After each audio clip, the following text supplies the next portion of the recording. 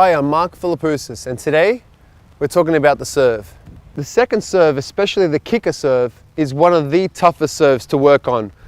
The way to do that is, most important thing is racket head. You know, the strings get a grip of it and they really, from underneath, you want to flick it over. And you kind of want to do that, hit it from underneath, that's the part you're hitting.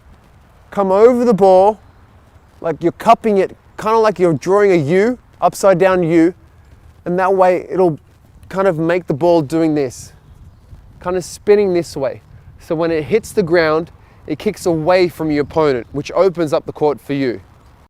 Your racket head starts here, down below, hits underneath the ball, and kind of brings it back in the court.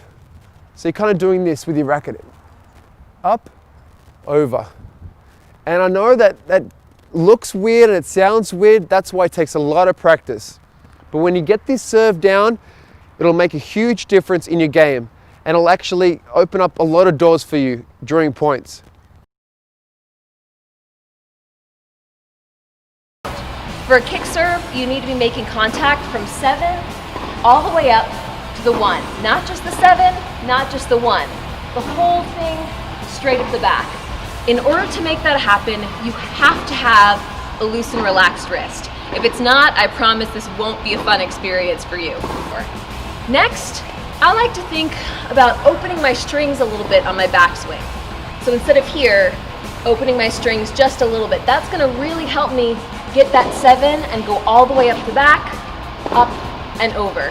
Really load up, you're gonna go up to the top and then out into the court. It's not just a straight up and down move, it's loading up and then out, following your ball. But just in case, let's do a little review. In order to get your 7 to 1, get that kick serve working, you're gonna need a loose and relaxed wrist, you're gonna need the right grip, maybe open those strings just a little bit on the backswing, that's gonna really help you get the full 7 to 1. You need to make sure that you're tossing right above the top of your head. You're gonna wanna have that good stretch in your left side when you toss, and possibly most importantly, you need to make sure you're really loading up with your legs so you can spring up and out into the court. You wanna feel like you're following your ball all the way to the target. All right, remember, you're only as good as your second serve. And the best second serve to hit is going to be many times the top spin kick serve. But that's not an easy one to master. So there's a hard part to this serve to master. And I'm going to show you that now. You've got to get the frame by the ball with the racket still in this position. Now the strings are going to pick up the ball. Now you're snapping and you're also leaning forward. So as you're leaning forward and going up, that's going to create the topspin. So it's a good idea to just put a ball on the strings like this and just practice rolling it for a little while, like that.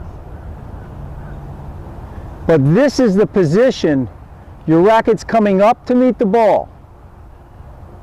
You go by the ball with the edge, then you're leaning into the shot a little, you pick up the ball here, and then the racket continues up and you finish. Now that's going to give you just topspin.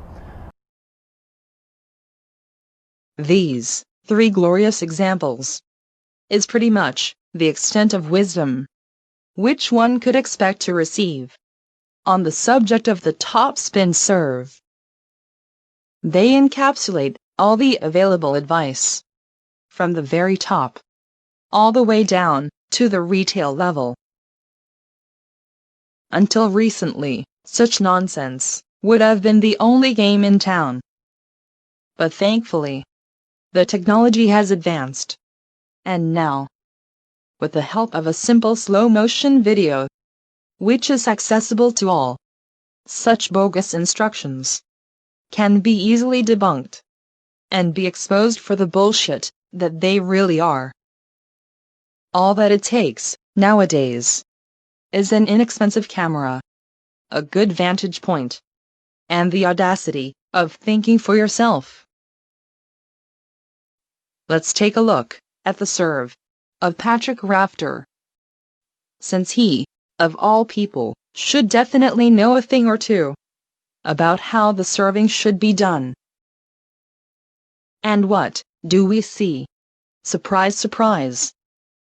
Both his flat serve and his kick serve actions look remarkably similar.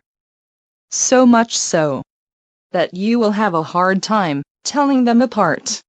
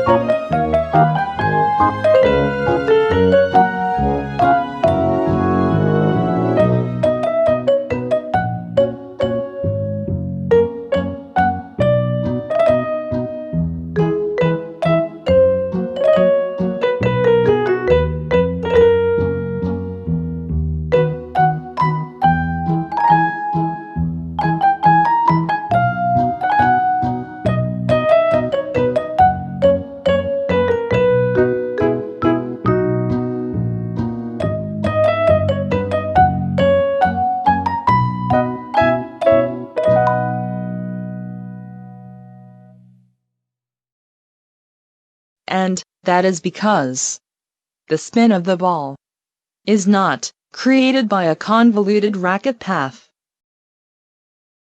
It comes not from brushing, carving, or going around an imaginary clock face, as these delusional, so-called experts would have you to believe, but only from the racket speed and the angle at which the ball's surface is impacted by the racket. The racket's contact with the ball is instantaneous. It is gone, literally, in a blink of an eye.